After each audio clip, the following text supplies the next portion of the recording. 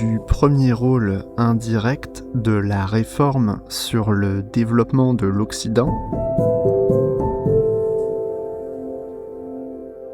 Extrait de L'Occident et le reste du monde par Niall Ferguson.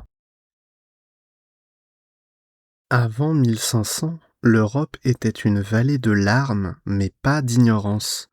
On redécouvrit une grande partie de l'héritage classique à la Renaissance, souvent grâce au contact avec le monde musulman. Mais la réforme et la fracture du monde chrétien qui s'ensuivit après 1517 constituent un événement encore plus décisif que la Renaissance. Le rôle révolutionnaire de l'imprimerie, innovation technologique certainement la plus importante avant la révolution industrielle, y contribua dans une large mesure. Certes, la Chine avait inventé la presse d'imprimerie, mais le système de caractères mobiles mis au point par Gutenberg était bien plus souple et générateur d'économies d'échelle que l'invention chinoise. L'accord, la proportion et l'harmonie merveilleuse entre poinçons et caractères, disait-il, a favorisé la très rapide diffusion des livres et des pamphlets. Cette technologie avait trop de potentiel pour être monopolisée, comme l'espérait Gutenberg. Quelques années à peine après son apparition à Mayence, l'invention était copiée un peu partout, notamment par l'anglais William Caxton à Cologne, Bâle, Rome, Venise, Nuremberg, etc. Dès 1500, l'Allemagne comptait à elle seule plus de 200 imprimeries. En 1518, 150 livres furent imprimés en langue allemande, 260 en 1519, 570 en 1520 et 990 en 1524. Martin Luther fut sans doute l'auteur qui bénéficia le plus de cette explosion de publications, car il sut voir tout le potentiel qu'il y avait à écrire dans les langues vernaculaires plutôt qu'en latin.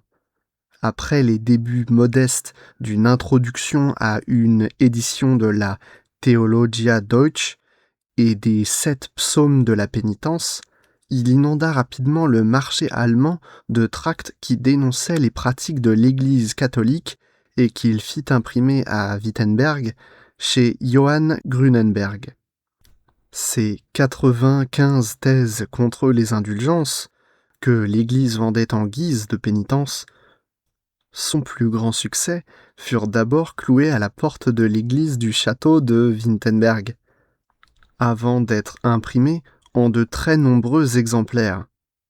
Luther disait que la foi seule, sans le concours d'aucune œuvre, libère et sauve, et que tous les hommes étaient prêtres pour toujours, dignes de paraître devant Dieu, de prier pour leur prochain et de s'enseigner mutuellement les choses qui relèvent de Dieu.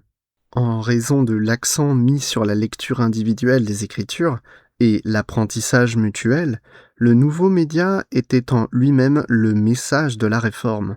La concurrence commerciale y contribua aussi. Luther lui-même se plaignait de ce que ses imprimeurs soient de sordides mercenaires davantage intéressés par leur profit que par l'audience. Les bénéfices économiques de l'imprimerie se diffusèrent dans toute la société.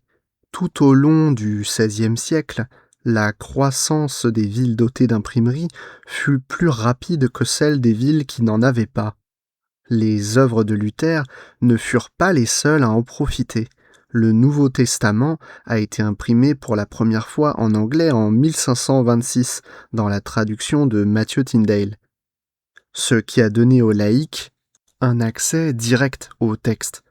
Le clergé conservateur pouvait bien dénoncer cette machine infernale et regretter le temps où l'enseignement était tout entier manuscrit, où si peu d'officiants détenaient les clés de la bibliothèque. Mais ces temps étaient pour toujours révolus. Comme le perçut très vite Thomas More, ministre martyr de Henri VIII, les opposants à la réforme durent aussi en passer par l'imprimé. Pour limiter la diffusion en Écosse et en Angleterre de la Bible de Genève, les calvinistes, le roi Jacques Ier commanda une version autorisée, la 3e tentative de traduction anglaise officielle et la plus réussie. Les œuvres de philosophie antiques, notamment d'Aristote dans la traduction moderne des Anima, fut publiée en 1509, et celle des humanistes antérieurs à la Réforme, comme Nicolaus Marschlach et Georges Sibutus, furent aussi exhumées et diffusées grâce à l'imprimerie. Fait encore plus remarquable à une époque où les pamphlets anti-turcs étaient quasiment aussi populaires que les tracts antipapistes en Allemagne, l'imprimeur Jean Oporin publiait à Bâle une traduction en latin du Coran. Et quand, en 1542, le conseil municipal décida d'interdire et de saisir les exemplaires en circulation, Luther lui-même prit la défense d'Oporin. J'ai la conviction qu'on ne pourrait davantage affliger Mahomet ou les Turcs, ni les blesser plus encore que par les armes, qu'en montrant leur Coran aux chrétiens à la lumière du jour, afin qu'ils puissent voir d'eux-mêmes à quel point ce livre est damné, abominable et désespérant, empli de mensonges, de fables et d'abominations, que les Turcs cachent et passent sous silence. Pour honorer le Christ, faire du bien aux chrétiens, blesser les Turcs, contrarier le démon, libérer ce livre au lieu de l'enfermer. Pour soigner plaies et blessures, il faut savoir les ouvrir.